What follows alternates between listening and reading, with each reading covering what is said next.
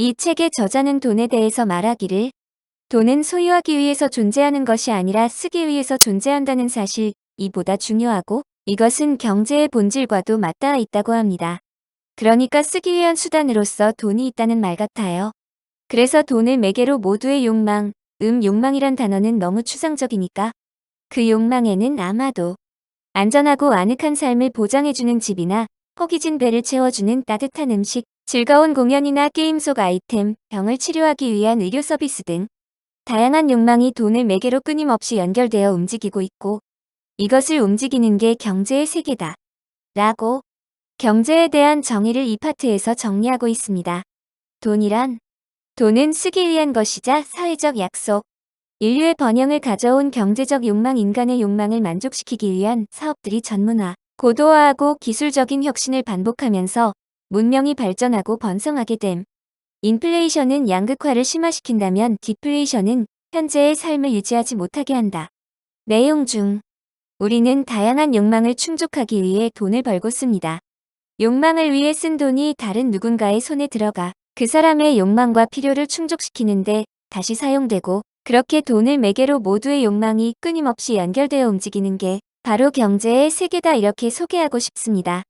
먼 과거로 거슬러 올라가 보면 콜럼버스가 신대륙을 찾을 목적으로 항해를 떠난 게 아닙니다. 어디까지나 당시에 엄청난 이익을 남길 수 있었던 후추와 향신료가 넘치는 인도로 가는 새 항로를 개척하는 것이 목표였습니다. 인간의 욕망이 있는 곳마다 사업이 있었고 인류의 경제적 욕망은 시대마다 형태를 달리해가며 꾸준히 확장됐습니다. 한 번 등장한 사업은 같은 산업군 안에서 살아남기 위해 치열하게 경쟁했고 점점 더 복잡한 전문화, 고도화의 길을 걷기 마련이었죠. 그렇게 탄생과 소멸을 반복한 사업에 기술 혁신이 더해지면서 문명의 발전과 번영으로 이어지게 되었다. 이 정도로 정리할 수 있을 것 같습니다. 불과 200년 전까지만 해도 세계 어느 문명권이든 평균 기대 수명이 50세를 넘지 못했습니다. 조선 또한 마찬가지로 아이가 5이었다면 둘이나 셋은 영양 부족이나 감염병 등으로 죽는 경우가 허다해서 무사히 성인으로 성장할 가능성은 절반이 채 되지 않았죠. 그렇다 보니 한 가정에서 아이를 대여섯 명은 출산해야 최소한 그 공동체의 인구 규모가 유지될 수 있었습니다. 어찌 보면 다자녀는 미래를 위한 일종의 보험이고 노동력이었죠. 구제역으로 돼지가 살처분되면 돼지 공급이 줄어들어 가격이 올라갈 것 같지요. 장기적으로는 맞는 말이나 단기적으로 정반대 상황이 벌어지기도 합니다. 공급자 측면에서는 감염병이 보다 확산되기 전에 돼지고기 공급을 일시적으로 증가시킬 것이고 소비자는 조심할 것이므로 무조건 가격이 오르겠구나 하는 것도 단순한 생각일 수 있습니다.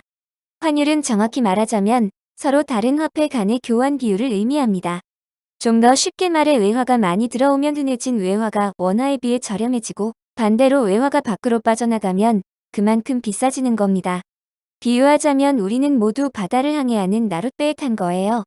수많은 나룻배들은 앞서거니 뒤서거니 하며 커다란 선단을 이루고 있죠. 나룻배 하나가 드넓은 바다를 움직일 수는 없지만 배의 움직임이 모이면 때로 거친 파도를 만들어 서로에게 의도치 않은 지장을 주기도 합니다. 중동 지역의 분쟁으로 폭등한 기름값이 우리나라 산업 경쟁력을 위협하고 그리스 금융위기가 유럽 연합의 위기를 낳는 등 저 먼 바다에서 불어닥친 커다란 파도 한 번만으로도 어제까지 당연하던 일상들이 거짓말처럼 망가져버릴 수도 있습니다.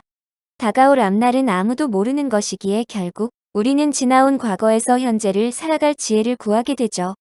그래서 저는 경제와 역사를 아는 것이 곧 인간을 아는 것이자 세상의 원리를 아는 것이라고 다시 한번 강조하고 싶습니다.